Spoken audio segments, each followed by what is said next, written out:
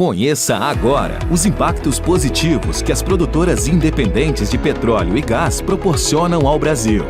As empresas se lançam na busca das novas oportunidades, superando desafios, criando valor para a sociedade, estimulando o crescimento local, gerando mais empregos, aumentando a arrecadação de royalties e fortalecendo a cadeia produtiva do setor. ABPIP, produtores independentes e fortes. O gás da Eneva faz diferença para muita gente. Para garantir a energia aqui de casa. Para quem faz o Brasil crescer. Todo mundo que tem orgulho da nossa cultura. O gás natural da Eneva faz a diferença na vida do sergipano e no crescimento do Brasil. Disponível a partir do Hub Sergipe, ele é mais limpo que outros combustíveis e garante fornecimento de energia faça chuva ou faça sol.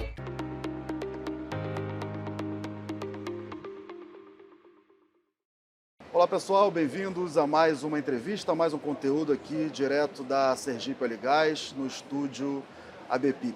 Eu sou o Gustavo Galdardi e a gente vai ter uma conversa agora sobre os negócios, os planos e um pouco também da visão sobre a agenda regulatória da PetroRecôncavo, uma petroleira independente que tem uma atuação forte aqui no Nordeste. E quem me acompanha aqui nessa conversa é o João Vitor Moreira, que é diretor comercial e de novos negócios da PetroRecôncavo. Obrigado, João, por estar aqui com a gente. Obrigado a você, Gustavo, pelo convite. Então, João, a gente estava conversando um pouquinho antes ali sobre esse ano, né, para a PetroRecôncavo. Como é que está a estratégia de vocês? Como que vocês estão vendo agora essa reta final do ano? Depois a gente teve um momento muito intenso nos últimos anos no mercado de EIP dos produtores independentes. Muito M&A, muita compra, muita venda de ativos. E esse momento passou, pelo menos por enquanto. Né? Como é que vocês estão posicionados depois dessa experiência, olhando agora o curto prazo? O que vocês estão vendo aí de oportunidade para vocês? Gustavo, a gente nunca deixa de mencionar que a gente passou por esse momento do desinvestimento da Petrobras muito bem preparados, né? A gente vinha dele de uma realidade de operar já há 18 anos em campos maduros terrestres brasileiros. Adquirimos ativos de excelente qualidade e isso proporciona hoje, no ambiente onde de fato a realidade, por exemplo, do desinvestimento da Petrobras ou do momento em que os players de atuação do EIP estão fazendo a movimentação de ativos, não é um momento em que isso está tão aquecido. Mas nós podemos hoje ter ativos muito bons nas nossas mãos, onde a gente está entregando crescimentos muito sólidos e uma realidade de uma lucratividade muito positiva em campos maduros, o que mostra o quão longeva essa indústria é. Nós assumimos ativos desde 2020, temos um histórico de estar incrementando produção. Hoje a PetroRecôncavo produz em torno de 27 mil barris de óleo equivalente dia. O nosso plano de negócios ele se adaptou muito a uma realidade. Eu acho que nós fomos também muito felizes em apostar no gás natural lá atrás, na seleção, assim por dizer, dos polos. A gente escolheu ativos de gás natural porque a gente acreditava na vocação do onshore para a nova realidade do mercado de gás natural. Isso aconteceu em 2017, muito antes da nova lei do gás. Isso mostrou uma escolha muito acertada e posicionou a PetroRecôncavo mais uma vez num pioneirismo, onde desde 2022 a gente entrega gás natural a grande parte das distribuidoras aqui do Nordeste, alinhadas ao sistema da TAG. Estamos agora numa realidade de nos tornarmos verticalizados no midstream. Estamos agora no mês de julho partindo a nossa primeira planta de gás na Bahia e também temos uma diversificação muito interessante, que é o nosso primeiro contrato para comercialização de gás via modal GNL, que a gente assinou esse ano com a GN Link lá no Rio Grande do Norte. Então acho que a realidade é uma realidade de trazer o melhor valor desses ativos e poder capturar, sim, novas oportunidades que venham à medida em que elas apareçam. Essa unidade de tratamento que vocês vão inaugurar na Bahia, além, claro, da questão operacional, em termos de estratégia, o que muda para vocês a partir dessa estreia no midstream? Olha, a nossa entrada do midstream ela foi estrategicamente selecionada por uma realidade de país, né? Nós tivemos uma coragem muito grande e o lado da Petrobras também da abertura do mercado de gás, muito antes até da lei do gás, via TCC, em que a Petrobras negociou a infraestrutura essencial e permitiu que a gente contratasse, tanto na Bahia como no Rio Grande do Norte, a realidade que nos permitiu deixar de vender gás para a Petrobras, mas contratar serviços de processamento e acessar as distribuidoras. Só que isso não não é barato. A verdade é que a gente ainda vê uma ineficiência e assim como produtores de campos maduros, o nosso trabalho é viabilizar operações mais enxutas, mais competitivas para que esses campos possam operar por mais tempo. A realidade da UTG São Roque é essa, a gente está migrando de uma contratação com terceiros para um processamento próprio. A gente vai processar gás a uma fração do que custa hoje as tarifas de processamento que a gente tem, especificamente para aquele projeto com uma outra vantagem. Nós vamos entregar gás diretamente na malha da Bahia Gás, o que faz com que a gente não tenha o pedágio do transporte. Isso não é viável em todos os projetos, mas ali a gente tem a ocasião de um ponto de distribuição da Bahia Gás estar dentro da concessão. Então a gente vai conseguir entregar gás num custo de processamento menor e sem ter que pagar a tarifa de transporte. Isso nos viabiliza uma entrega mais competitiva para a Bahia Gás e a Bahia Gás tem um pool potencial de clientes livres muito grande, né? Na qualidade de uma distribuidora do porte que é. Então a nossa visão também é poder continuar acessando o mercado livre de gás natural via essa UTG. Uma coisa que me veio à cabeça, uma provocação. Vocês entendem hoje que nessa decisão, que vocês avaliaram de tomar essa decisão de investimento, que eu estou entendendo que foi por uma questão principalmente de custo, né, dessa eficiência de custo, se o acesso, as condições de acesso e o custo de acesso da infraestrutura que hoje já existe fosse menor, vocês poderiam dispensar esse investimento, por exemplo? Pergunta interessante, porque é mais ou menos essa a decisão que nós temos discutido hoje no Rio Grande do Norte. No caso da Bahia, existe até a particularidade e o bom problema de que todos os operadores ali estão atuando no incremento de suas produções e a UTG Catu, que é a planta operada pela Petrobras que a gente contrata, ela tende a virar um gargalo. É um bom problema. No passado, essa planta já teve mais capacidade de processamento, mas hoje ela tem aproximadamente 1,5 milhão de capacidade declarada e licenciada pela ANP. Então ali sim a gente viu o potencial de ter um gargalo e então fazia sentido do ponto de vista de custo. O projeto ele era positivo do ponto de vista de retorno, mas ainda que não fosse, ele seria uma garantia de que a gente pode continuar produzindo. No caso do Rio Grande do Norte é um pouco diferente. O Rio Grande do Norte hoje vai ter uma produção aproximada de 1,5 milhão de metros cúbicos de gás, todos os produtores. Existe ali uma capacidade de processamento de pelo menos 3 milhões imediata na UPGN Guamaré. Ali a escolha ela vai passar pelo que você acabou de mencionar. Ou eu vou avaliar um projeto cuja competitividade do custo, amortização do investimento faça sentido, ou o próprio proprietário da planta pode me oferecer condições melhores. Francamente, verticalizar não é uma coisa que a gente faz por vocação. É uma necessidade, um mercado que ainda está nascendo e o que nós estamos buscando é reduzir essas ineficiências de custo para poder proporcionar um gás mais barato na ponta, assim, ter mais competitividade para a gente poder continuar justificando reservas. Eu acho que essa pergunta que eu faço é justamente porque as pessoas talvez às vezes não tenham isso em mente, mas se a gente precisar ficar criando infraestrutura, com infraestrutura desocupada no país porque é cara, a gente vai se tornar uma economia, uma indústria mais ineficiente. Exatamente, né? Se você for para mercados maduros, a gente menciona isso muito, você vai para o modelo daquelas white labels midstream companies, né? As companhias que efetivamente estão maximizando o uso das infraestruturas.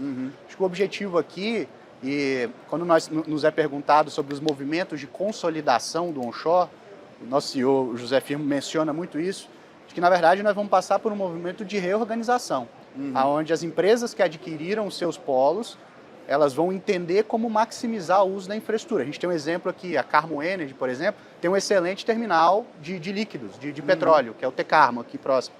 Esse terminal ele é um potencial para atrair outros produtores que possam utilizar ele e maximizar.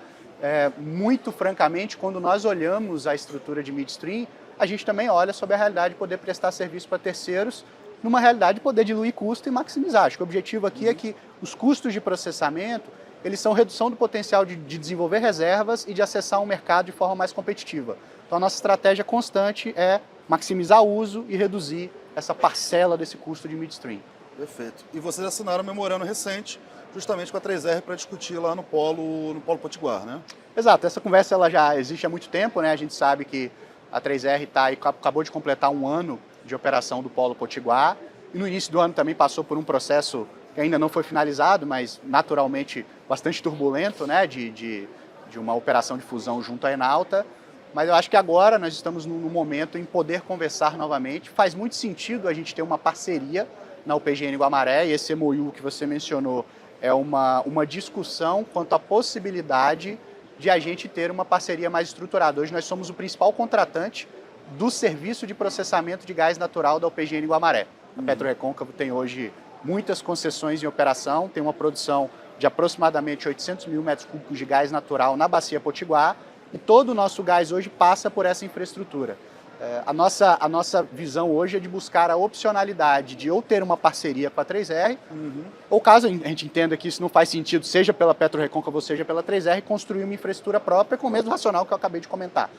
E a gente está confiante de resolver essa questão, uma opção ou outra, ainda no ano de 2024.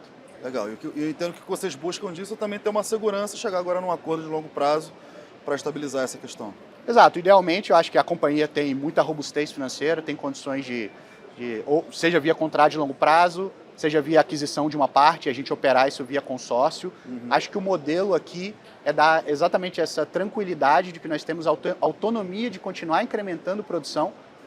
Os nossos objetivos de gás natural são bastante ambiciosos. A gente acredita num potencial das bacias maduras terrestres, que na verdade para o gás natural elas não são maduras. Todo o histórico de subexploração, vamos dizer assim, do potencial do gás natural. Ter capacidade de processamento é não criar para a gente mesmo gargalos futuros. Então a gente está trabalhando fortemente no potencial de produzir as nossas reservas, tanto na Bahia como no Rio Grande do Norte.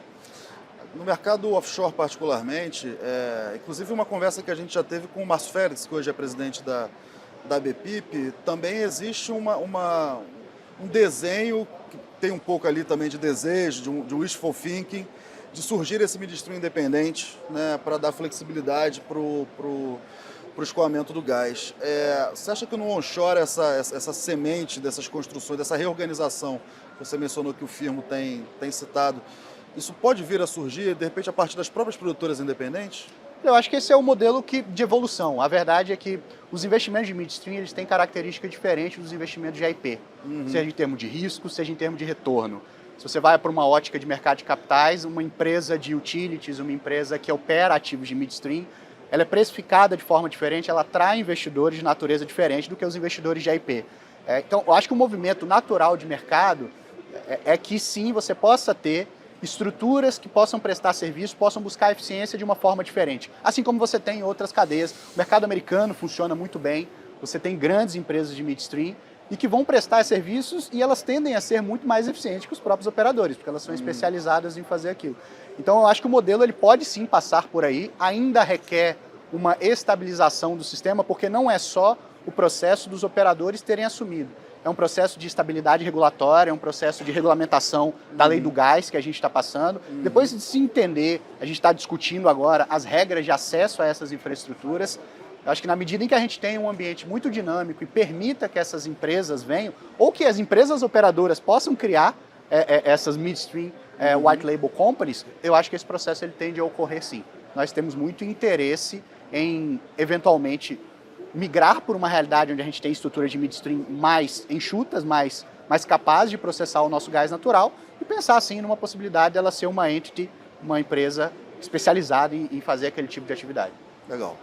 A gente, indo para Brasília agora, saindo aqui do Nordeste, voltando para Brasília, recentemente o Ministério de Minas e Energia colocou em consulta pública, que é quase na verdade foi uma tomada de contribuições um pouco, para ouvir o mercado independente sobre o Potencialize IP, que é, de certa forma, um projeto que está atrasado, um projeto do governo Lula que está atrasado. É uma continuidade de discussões dos governos passados, mas que o Ministério de Minas e Energia tentou levar isso para o CNPE no ano passado, datando aqui a nossa entrevista, a gente está em 2023, no fim de 2024, Exato. No fim de 2023 o Ministério tentou aprovar a criação dos grupos do Potencialize IP e essa discussão foi adiada. Até pelo fato de ser uma política para óleo e gás no momento em que algumas alas do governo, a ala ambiental, algumas alas também da equipe econômica estão tentando direcionar a discussão de política pública para outros segmentos, para renováveis, para a questão da transição energética. Isso é uma questão, a gente poderia ficar horas aqui discutindo, Exato. Mas eu queria falar especificamente da agenda dos produtores independentes. Essa agenda parou, né? Vinha uma sinalização, na esteira inclusive da venda dos ativos da Petrobras, que não deixou de ser uma política de Estado também, muita coisa foi feita via CAD, que é um órgão de controle de competitividade, e essa agenda estagnou. Como é que está esse cenário para vocês hoje? Acho que é uma boa definição, a gente não pode dizer que a gente teve retrocessos, eu acho que os avanços obtidos, eles foram muito consolidados, a gente obteve, o REAT ajudou na pressão, por exemplo, da lei do gás, ajudou nos acessos que nós tivemos, à época que ainda era o REAT, e nós tivemos uma série de medidas de incentivo. A gente tem visto nas conversas aí via ABPIP, eu, Márcio, todo o time da diretoria da ABPIP, participado constantemente com conversas com o MME e visto sim o interesse em manter a agenda do Potencializa IP, porque não tem dúvida do benefício que esses produtores independentes, que a atividade de IP tem trazido para o Nordeste, para Macaé, para os ambientes de águas rasas, os nossos associados da ABPIP têm dado um excelente resultado e demonstrado o nível de geração de valor que isso existe. O outro lado da moeda é que nós temos visto que existe um atraso na agenda, seja a agenda regulatória ou a agenda de incentivos. Nós caminhamos para, alguns dos exemplos, para ter incentivos específicos associados aos portes das companhias, empresas de pequeno e médio porte. Nós chegamos a ter uma classificação muito clara via resolução da ANP de campos enquadrados como marginais, campos esses que, a definição de marginal, né, eles estão muito próximos do fim de suas vidas do ponto de vista econômico e faz todo sentido eles terem incentivo, e esse incentivo não significa, digamos assim, desoneração de certa forma, significa que eles vão ter suas vidas estendidas. E esse processo ele foi até metade do caminho e está carecendo de continuar. A gente é muito confiante de que vai ser retomado, acho que a ABPIP mantém um contato muito constante, os operadores independentes precisam disso, seja no ambiente onshore para continuar, no ambiente offshore tem uma discussão sobre tieback, tem uma discussão sobre o fraturamento não convencional que começou e não continuou. Acho que todas essas são pautas que a gente tem que trazer a público, trazer a sociedade para discutir e minimamente tomar uma decisão que ela seja consensuada. Acho que o que nós não podemos fazer é não discutir. E acho que a confiança é de que a gente vai retomar muito em breve essa pauta, as nossas conversas com o Ministério caminham nesse sentido. Então, essa consulta do Potencializa, ao menos a abertura desse fórum, é bem-vindo e vocês têm uma perspectiva de que isso pode ter, de fato, medidas efetivas, né? Não se torne só mais sendo até um pouco, fazendo aqui uma sacanagem com o pessoal que trabalha com política pública, que eu sei que às vezes isso é muito importante, mas existe uma crítica que muitas vezes cria-se um grupo de trabalho justamente quando não se quer chegar a uma solução do problema, né? Não, acho que nesse caso a agenda ela já é muito bem definida, então assim, sentar para filosofar assim por dizer e não ter ações concretas, eu acho que não é o caso.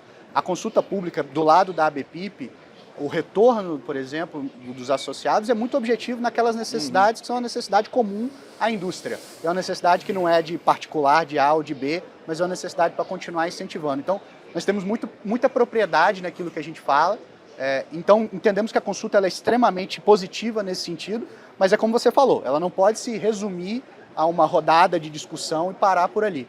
Essa iniciativa ela é uma iniciativa de Estado, ela começou lá atrás, não interessa muito bem o nome, mas o que interessa é que a gente tenha obtido muito valor por revitalizar a indústria do IP brasileira. E está provado que, independente do ambiente de transição energética, independente da política, ainda existe uma necessidade muito grande da complementariedade que a atividade de óleo e gás pode trazer para a nossa matriz energética. E existem hoje medidas que são necessárias, que estão em discussão e que não envolvem, como você citou, a desoneração do setor, porque isso também é uma crítica grande que a indústria de petróleo recebe, né? Que se a gente precisar usar o espaço fiscal mínimo que a gente tem hoje no Brasil, já há alguns anos, e teremos ainda por mais alguns anos, ao menos, para estimular alguma cadeia industrial, que não seja a cadeia industrial do petróleo. Existem medidas regulatórias hoje que vocês enxergam que podem avançar, podem ajudar o negócio de vocês sem entrar nesse campo da desoneração? Eu acho que sim, eu acho que, claro, os campos marginais, esses campos que têm menor viabilidade, eles precisam ser olhados sob uma ótica econômica, mas a separação do ambiente regulatório, do que são os ativos greenfield, os campos do pré-sal, o ambiente de segurança operacional, de como você mede a produção, você não pode tratar isso da mesma forma como você trata o ambiente dos campos maduros, offshore e onshore. Então existe uma necessidade de um olhar específico, existe uma série de demandas regulatórias, eu mencionei aqui o tieback, que é uma estratégia de operadores de campos maduros offshore que precisam poder utilizar dessa prática para maximizar o uso das suas infraestruturas. A mesma coisa no onshore, nós passamos, por exemplo, pela lei do gás e existe uma agenda muito clara da regulamentação dos aspectos que vão possibilitar que a produção de gás natural de pequeno porte possa acessar o mercado consumidor de forma muito competitiva. Acho que existe uma série de iniciativas, nós destacamos uma série delas na nossa pauta da ABPIP. Eu acredito que a ANP tem um papel muito importante nisso também. E aí via CNPE, via como o governo pensa, como a política pública pensa, pode ajudar a incentivar o avanço dessa pauta regulatória. Você citou a questão da segurança operacional, a gente estava conversando ali antes da entrevista também. Tivemos o caso do Polo Bahia Terra, agora mais recentemente o caso do Polo em Alagoas, operado pela Origem. Polo Bahia Terra, operado pela Petrobras. Nesse meio tempo, uma coisa que a ANP colocou de uma forma muito clara ano passado a ANP aprovou, via diretoria, uma nota técnica, publicou para os agentes uma lista de exigências, basicamente, uma lista do que a ANP vai olhar na hora de auditar e fiscalizar os campos e a partir disso que podem gerar novas interdições. É o que a ANP justifica, nos explicou para a imprensa de forma geral, que levou à interdição dos ativos da Origem em Alagoas, que foram parcialmente desinterditados essa semana, inclusive, recentemente. E pelo que eu entendi, vocês entendem que caberia um olhar específico para esses tipos de ativos maduros também, que talvez não esteja contemplado na forma como a agência está tratando esse assunto hoje. Eu acho que a forma, muito francamente, a forma como foi tratada essa questão do autodiagnóstico, que foi justamente eu acho que ela tem um propósito, ela é uma tentativa clara da ANP de avisar aos operadores independentes das causas raízes que levaram às interdições dos polos do polo da Petrobras. Acho que faz parte da ANP, o ambiente dela é apresentar as condições de segurança operacional mínima, é fiscalizar, e aí quanto ao mérito da interdição ou não, vai depender do que ela encontra na realidade do operador.